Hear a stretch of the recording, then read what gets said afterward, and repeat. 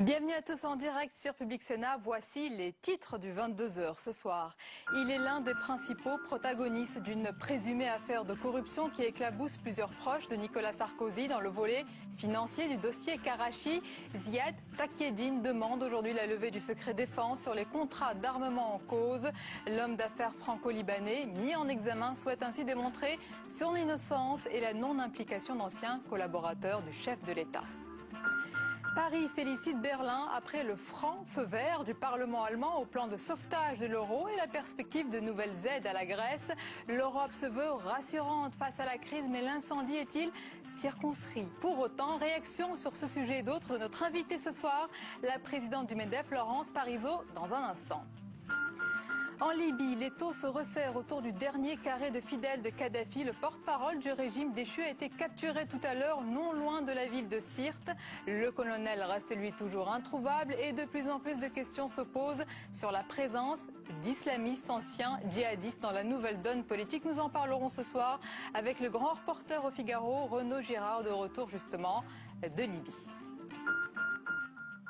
Bonsoir et merci d'être en notre compagnie ce soir.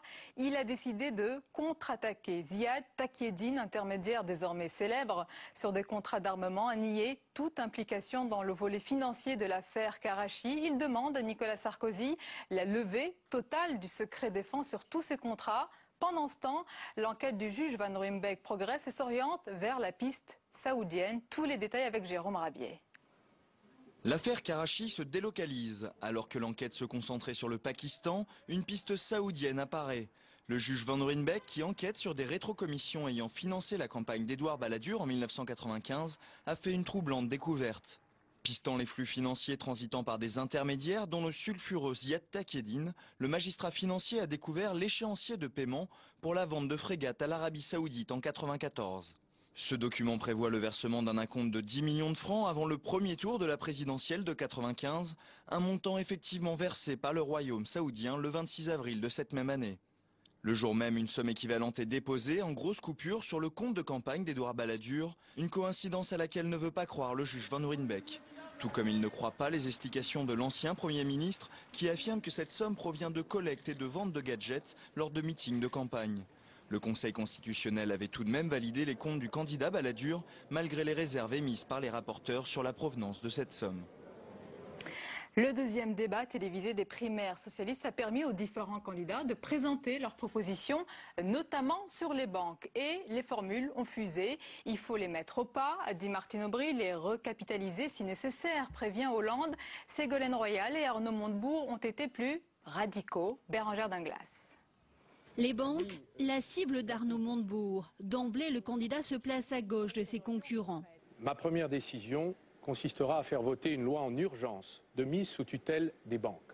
Il se veut radical dans la critique du système financier.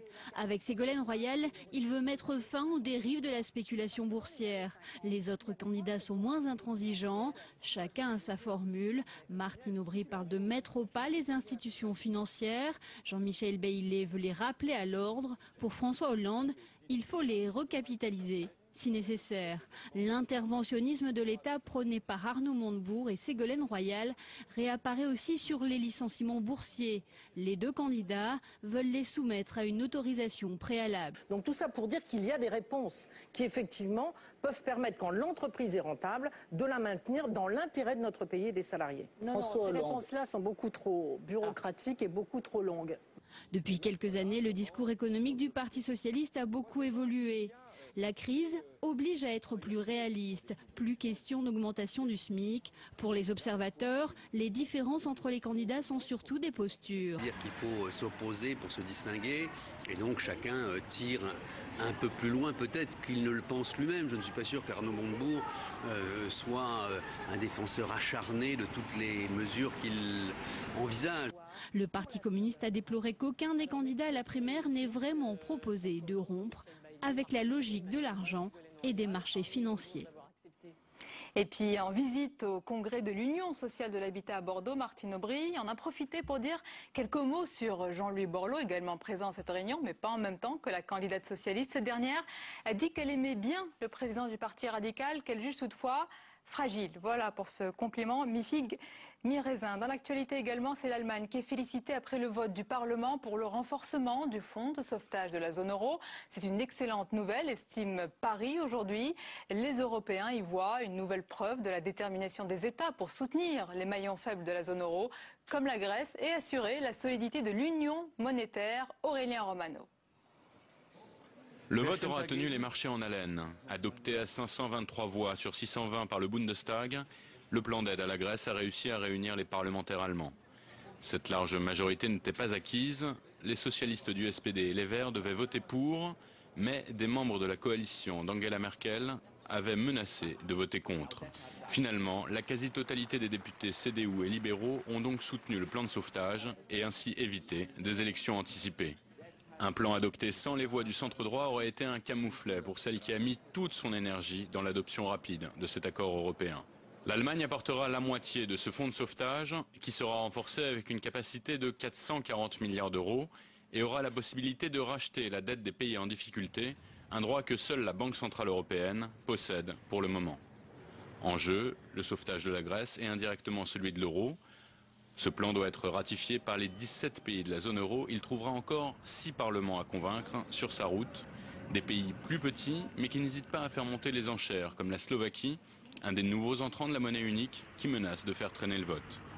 José Manuel Barroso espère une ratification générale d'ici à la mi-octobre. Et j'ajoute que Nicolas Sarkozy recevra demain à l'Elysée le Premier ministre grec Georges Papandréou, qui se félicite également évidemment de ce vote large du Parlement allemand. Alors autant sur le plateau avec notre invitée Laurence Parisot, bonsoir. Bonsoir. Présidente du MEDEF. Nous allons parler de ce sujet et d'autres dans un instant. Et d'abord j'accueille Jean-Louis Gombaud. Bonsoir Jean-Louis. Alors est-ce que ce fonds-là qui vient d'être voté, est-ce qu'il est en marche déjà Jean-Louis? Est-ce qu'il est fonctionnel? Non, il ne sera pas fonctionnel avant justement la signature des 6 autres qui restent. Que vous savez que la Slovaquie a dit qu'elle ne signerait pas avant décembre. Mais ce qu'il faut bien voir, c'est qu'on est au 3e chapitre du feuilleton du sauvetage de l'euro. Le premier, c'était quand la Grèce s'est déclarée non pas en situation de faillite, bien entendu, mais s'est trouvée dans une situation inextricable financière. On a fait un fonds pour elle. Et puis après, il y a eu l'Irlande, il y a eu le Portugal, et on a créé un second fonds. Et puis on s'est aperçu que ça ne suffisait pas, et on a élargi les capacités de ce fonds, non seulement en termes de moyens, mais quand même en termes de moyens d'intervention. C'était le 21 juillet dernier, on l'a doté de 440 milliards, et surtout, on lui a donné une mécanique nouvelle qui consiste à pouvoir racheter des créances aux banques, des créances qui normalement devraient être soldées, mais au prix du neuf. Donc c'était quand même quelque chose d'important pour soutenir les pays endettés. Donc on s'est trouvé là, on est donc bien au 3e chapitre de la situation.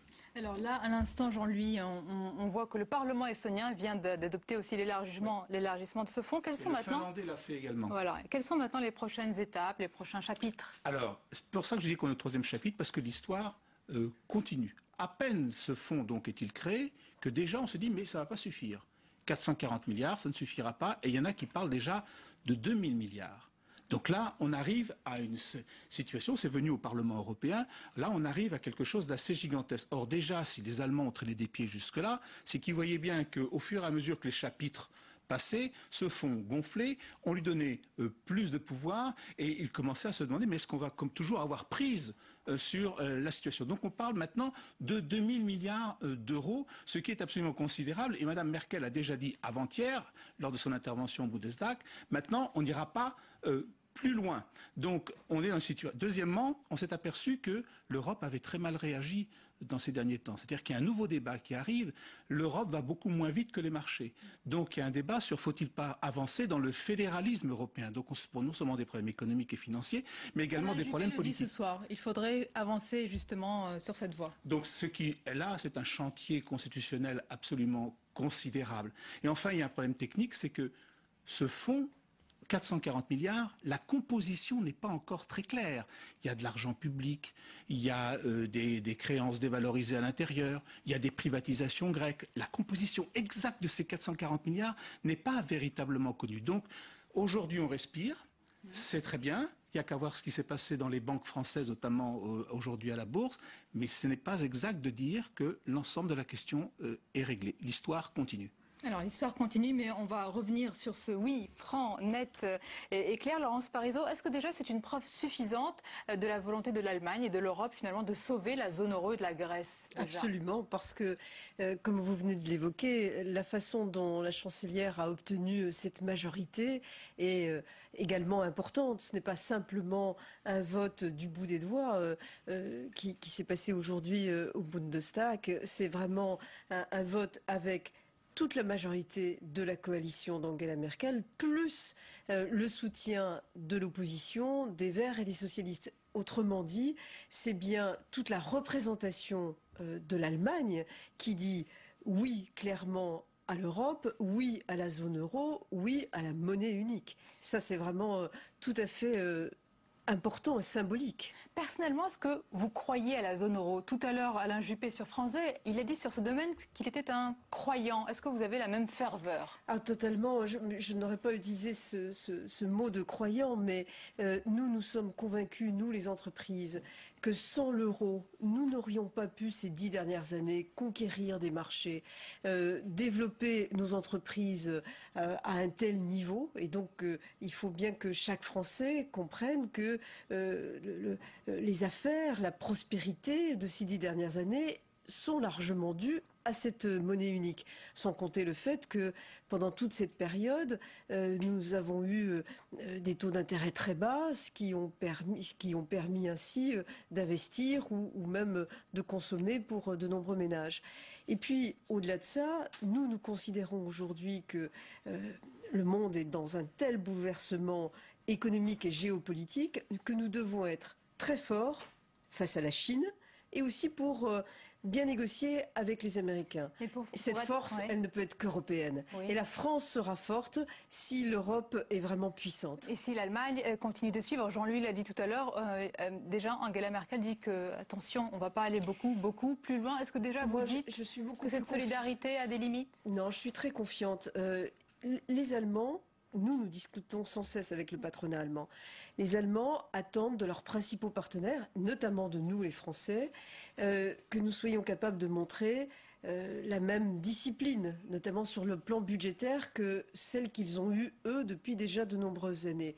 Or, nous sommes en train de changer de ce point de vue-là. Le budget français pour 2012 est un budget qui montre bien la conscience que nous avons de remettre de l'ordre dans nos finances publiques. Ça, c'est quelque chose qui ne peut qu'encourager nos amis allemands à aller de l'avant. Et moi aussi, ce soir, je le dis très clairement, nous devons accepter des abandons de souveraineté et nous devons franchir les étapes d'une Europe beaucoup plus intégrée. Quand vous dites abandon de souveraineté, vous pensez à quoi précisément? Il est évident, par exemple, que sur le plan économique et en partie sur le plan budgétaire, il faut accepter que les choses soient définies à l'échelle européenne et contrôlées à l'échelle européenne. C'est cet abandon de souveraineté qui fera notre prospérité. Vous avez entendu ce qu'a dit hier le président des États-Unis, Barack Obama? Il a dit que les Européens ne feront pas leur job. Je résume un petit peu. Il a dit que les Européens ne font pas suffisamment d'efforts pour remédier aux faiblesses de leurs banques. Est-ce que c'est le cas? Je pense que les Américains ont une certaine tendance, depuis qu'ils ont perdu leur fameux AAA, à passer le mistigris vers d'autres horizons et à faire en sorte surtout que l'attention des investisseurs et des médias se concentre sur la zone euro plutôt que sur eux-mêmes. Est-ce qu'on a en mémoire qu'il y a quelques semaines encore, une des plus grandes banques américaines était au bord du dépôt de bilan et sans l'intervention de Warren Buffett, elle s'effondrait totalement. Ils sont mal placés pour donner des leçons. Oui, et d'autant plus que je pense que nos banques, en particulier nos banques françaises que je connais bien, sont très très solides. Jean-Louis. À l'université d'été du MEDEF, vous avez même parlé de complot. Non. Et je n'ai pas très bien compris quelles étaient les motivations de ce pseudo-complot. C'est normal que vous n'ayez pas compris parce que je n'ai jamais parlé de complot. C'est un journal qui a... un petit peu cette idée quand même. Mais j'esquisse et je renouvelle l'idée d'une orchestration, d'un tam-tam bien organisé. Si vous reprenez et si vous décryptez tout ce qui s'est passé depuis le 6 août, vous voyez qu'à partir de ce moment-là, le Wall Street Journal, quelques grands économistes américains, mais qui ont une aura internationale tout à fait exceptionnelle, n'ont pas cessé de dire avec une intensité sans comparaison avec ce qu'il disait quelques jours avant, que vraiment la catastrophe était du côté de la zone euro et non pas du côté des Américains. Or, une simple notion économique. C'est vrai que nous avons une difficulté parce que la dette, les dettes des principaux États européens sont à peine soutenables.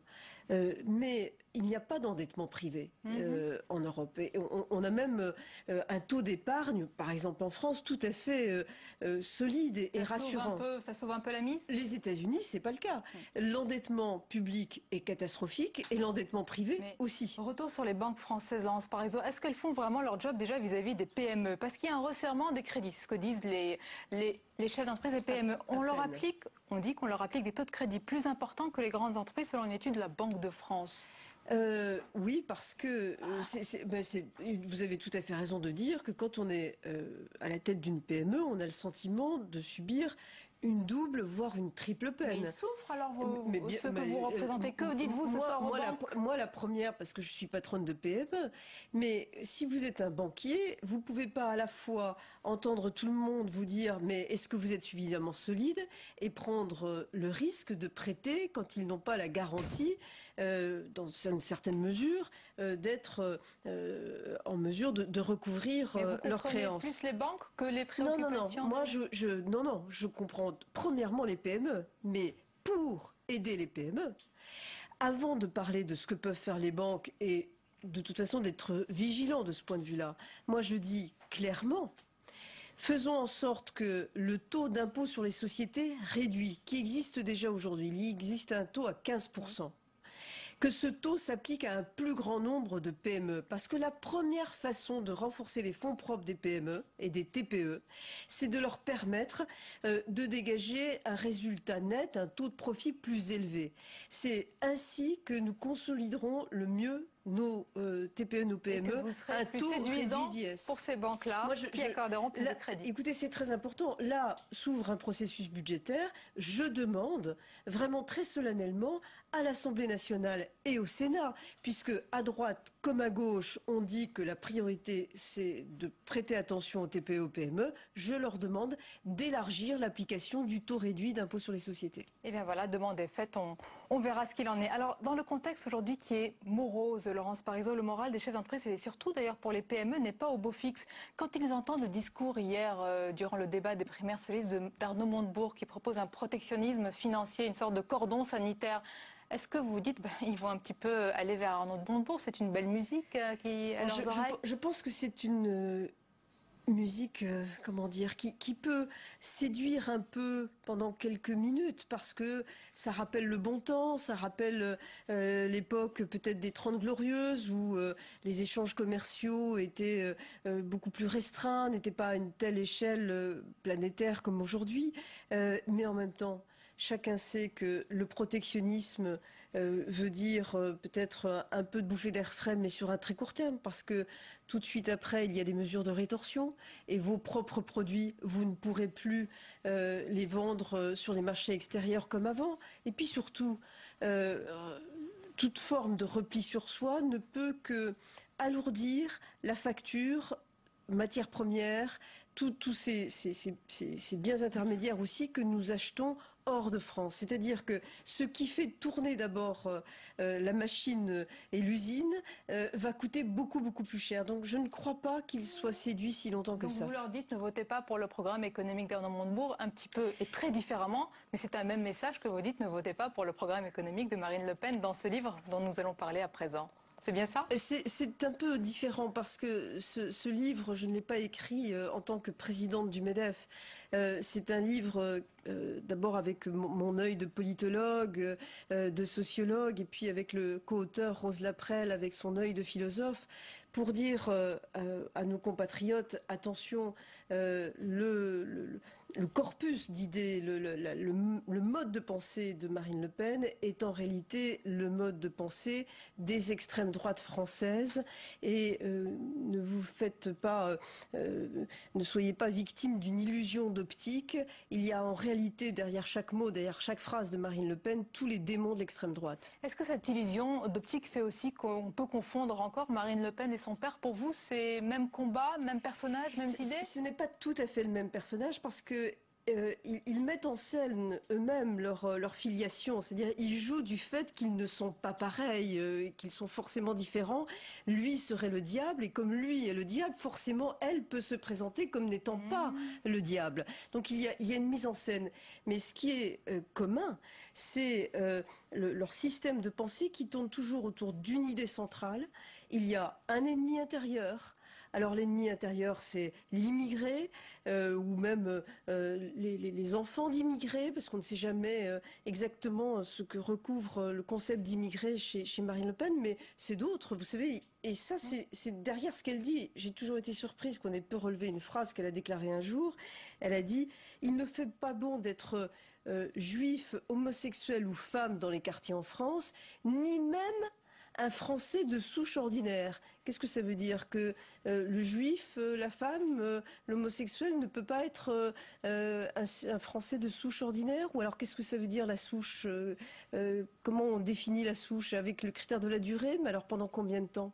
Vous savez, Laurence Parisot, tous les soirs, on reçoit ici des invités politiques. Et là, quand je vous écoute, on entend un discours politique. Est-ce que, dans quelque temps, après votre mandat en 2013, vous pourriez bien revêtir les habits d'un responsable politique? C'est une carrière qui vous intéresse parce qu'en vous écoutant, c'est un discours politique que vous tenez. Oui, mais vous savez que j'ai toujours eu le sentiment, en étant présidente du MEDEF, que je participais à la vie politique et les entreprises qui vont être très attentives pendant la campagne présidentielle vont aussi, à leur façon, participer au débat de la campagne présidentielle. L'économie est au cœur des sujets politiques aujourd'hui. Donc, pour moi, en tant que présidente du MEDEF, il est tout à fait essentiel de contribuer à donner des idées pour la croissance de notre pays. En 2013. Eh bien, c'est beaucoup trop tôt pour vous répondre, car je n'en sais rien. Non, certains déjà pensent à 2017. Comment vous ne pensez pas à 2013? C'est pas du tout le sujet pour moi. Le sujet pour moi, c'est surtout que la France ne bascule pas du mauvais côté. Vous savez, pendant l'entre-deux-guerres, il s'est passé des choses horribles à partir de la crise de 1929. Moi, je ne veux pas qu'il y ait le même type de glissade à partir de la crise de 2008. Et je ne veux pas qu'on puisse dire si par malheur les choses se passaient dans quelques années, mais pourquoi n'a-t-on rien dit? Voilà, et vous le dites très clairement avec Rose Laprelle, donc vous êtes co-auteur avec elle de ce livre Un piège bleu marine. Merci beaucoup, Laurence Parisot, d'avoir été notre invitée ce soir. Merci à vous, Jean-Louis, et je vous dis à très bientôt. La suite du 22h avec tout de suite tout ce qui vous a échappé dans le reste de l'actualité, avec notamment ce soir François Pupponi, c'est le député maire de Sarcelles qui quitte, selon le quotidien Le Monde, et l'équipe de campagne de Martine Aubry. Vous allez voir pourquoi avec Alexandra Colino.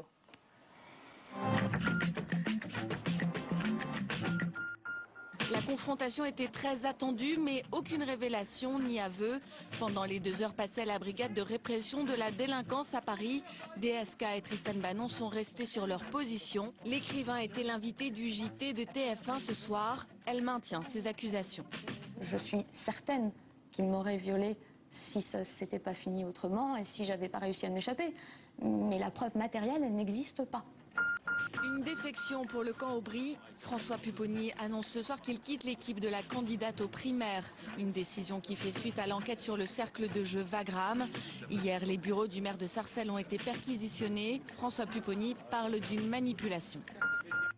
Refuser l'attribution des chaînes bonus à TF1, M6 et Canal+. La Commission européenne invoque le droit à la concurrence pour motiver son avis.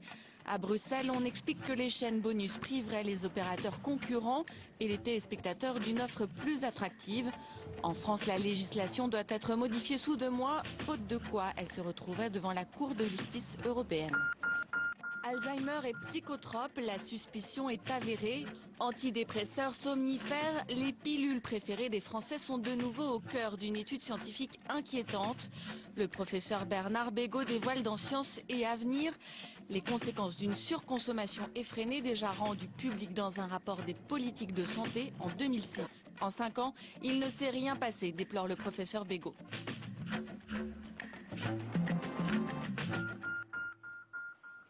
La suite du 22h et nous allons parler à présent de la Libye. La Libye où a été capturé ce soir le porte-parole du régime déchu de Kadhafi. Ce proche du colonel a été arrêté non loin de Sirte où progressent encore difficilement les forces anti-Kadhafi. Mais pour y voir plus clair de ce qui se passe sur place, nous recevons ce soir Renaud Girard. Bonsoir. Bonsoir. Bienvenue à vous, grand reporter au Figaro. Vous étiez en Libye d'abord d'une manière générale.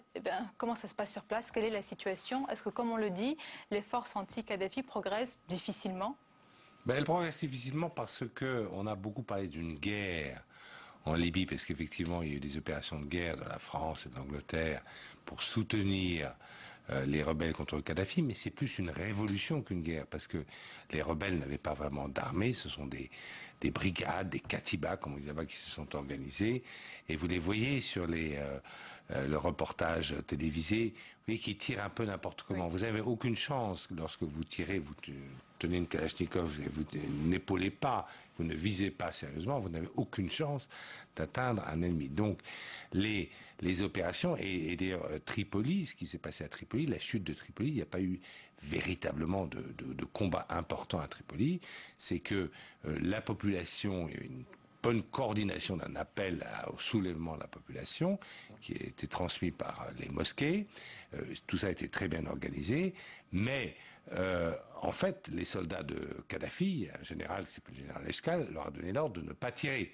Donc il n'y a pas vraiment eu de combat. Les seuls combats qu'il y a vraiment eu, c'est à Misrata, qui était très bien organisé. Misrata qui est une sorte de petit Stalingrad de Libye, où les gens de cette ville, qui était une des villes les plus riches de Libye, une ville de commerçants, mais qui se sont très bien battus, très bien organisés, qui ont résisté au siège de Kadhafi, et qui ont empêché, qui ont chassé en fait les troupes de Kadhafi de cette ville de Misrata. Mais on peut dire que c'est pratiquement le seul combat. Alors il n'y a pas d'armée organisée, donc c'est pour ça que prendre Sirte ou prendre une oasis comme Beni Walid dans le désert, c'est difficile, mais enfin, Kadhafi est perdu, a perdu. Oui. Voilà, même s'il reste introuvable, comme le dit d'ailleurs Alain Juppé ce soir sur France 2, ils disent que pour l'instant, ils n'ont pas d'informations précises. Oui, non, on n'a pas, il doit sans doute nomadiser entre les frontières de la Libye, du Tchad, du Niger, de l'Algérie, où il est très difficile à repérer. Alors, autre chose à présent, il y a la nouvelle donne politique. On apprend ce soir, il y a quelques instants, que Mahmoud Djibril, c'est le numéro 2 du Conseil national de transition, il annonçait qu'il ne ferait pas partie du prochain gouvernement. Il l'a dit lors d'une conférence de presse, il n'a pas donné d'explication pour le moment, parce que c'est étonnant, c'était un acteur de cette révolution, qu'il se retire comme cela. Qu'est-ce que ça peut vouloir dire? D'abord, il a été très contesté, c'est-à-dire qu'on lui a rendu hommage pour effectivement avoir beaucoup voyagé pour rameuter un très grand nombre de puissances auprès du CNT, du Conseil national de transition des rebelles libyens, mais il a été très peu présent sur place. Il n'a pas le charisme d'un chef de guerre ou d'un chef de gouvernement. C'est pas du tout De Gaulle, si vous voulez. Il y a une figure au-dessus de lui qui est Mustafa Abdel Jalil, qui est très populaire, mais qui n'est pas un décideur, qui n'est pas un politique, c'est plutôt un saint homme. Il est très populaire, donc c'est la figure de la révolution, qui a dit d'ailleurs qu'il ne souhaitait pas continuer en politique. Mahmoud Djibril est très contesté. Alors à la fois d'un côté par les islamistes et aussi par les gens de Misrata et d'autres villes rebelles qui vont jouer un grand rôle dans cette libération du territoire libyen, qui considèrent qu'il est trop lié à Kadhafi, puisqu'il avait été une sorte de ministre de Kadhafi. Oui, ils ont tous d'ailleurs fait partie du régime. Même certains disent qu'il s'est enrichi. Donc il n'est pas très populaire. Dernière question, parce que vous avez évoqué là les islamistes, et c'est important. Est-ce que, comme on le dit, ils sont vraiment en embuscade. Est-ce qu'ils feront partie ou font déjà partie de la nouvelle scène politique libyenne? Est-ce qu'ils représentent un danger ou est-ce qu'ils sont déjà convertis à la démocratie? Alors ils donnent des interviews, ils disent qu'ils sont convertis à la démocratie, qu'ils ne veulent que ça. Mais évidemment, quand certains ont été des djihadistes, qui sont combattus en Irak, qui ont été même arrêtés par les Américains, d'autres ont fait des séjours à Guantanamo, on peut avoir quelques doutes. Certes, le groupuscule auquel ils appartenaient, qui s'appelle le GICLM, groupe islamique de combat en Libye, n'a jamais commis d'attentats terroristes à l'étranger ou même en Libye, mais c'est vrai qu'il y a un jeu trouble d'islamistes soutenu par le Qatar, soutenu par le grand cheikh des frères musulmans au Qatar, pour essayer de s'emparer du pouvoir. Mais le peuple libyen n'est pas du tout pour, n'est pas du tout un peuple ouvert et n'est pas du tout pour les frères musulmans pour le moment. Mais c'est le jeu de toutes les minorités agissantes. On ne sait pas si cette minorité gagnera. Excusez-moi, on était un petit peu pris par le temps. Je vais juste préciser cette dernière information qui nous parvient, parce que Dominique Strauss-Kahn ce soir conteste formellement avoir agressé Tristan Bannon et affirme qu'elle ment aussi à propos du déroulement de la confrontation. Fin de journal, mais restez avec nous sur Public Sénat avec, vous allez le voir, un documentaire passionnant à l'occasion des 30 ans de l'abolition de la peine de mort. Nous vous proposons de suivre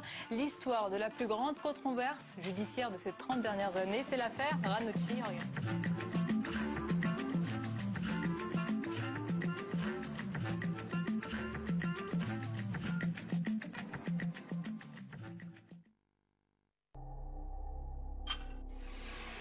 Ce n'est pas lui le coupable, je le redis et je le dirai. Vous êtes déçu par ce verdict? Absolument, parce qu'un coupable, c'est obligé qu'il paye quand il a fait un acte, mais mon fils n'est pas coupable, je vous le jure. J'en suis convaincu et je porterai les preuves. Cette voix enregistrée en mars 1976 à la sortie des assises des Bouches-du-Rhône est celle d'Héloïse Maton, la maman de Christian Ranucci. Elle vient d'entendre le verdict qui condamne son fils unique à la peine de mort. 4 mois plus tard, le 28 juillet 1976, Ranucci est exécuté. Il avait 22 ans. Christian Ranucci n'est pas le dernier guillotiné, mais son exécution va marquer les esprits. Il est très jeune et crie son innocence jusqu'au bout. De là à faire planer un doute sur sa culpabilité, il n'y a qu'un pas, et tous ceux qui combattent la peine capitale à cette époque vont le franchir. À l'origine de ce combat, Héloïse Maton, la mère de Christian Ranucci qui se bat pour réhabiliter son fils. En 1978, le Pullover rouge est publié, un livre qui fait l'effet d'une véritable bombe vendue à plus d'1 million d'exemplaires. Grâce au Pullover rouge, Ranucci devient désormais synonyme d'erreur judiciaire. Le combat contre la peine de mort devient celui de la réhabilitation. Exit les aveux, les témoins et les preuves, au point que la vérité sur l'affaire Ranucci devient une impossible vérité.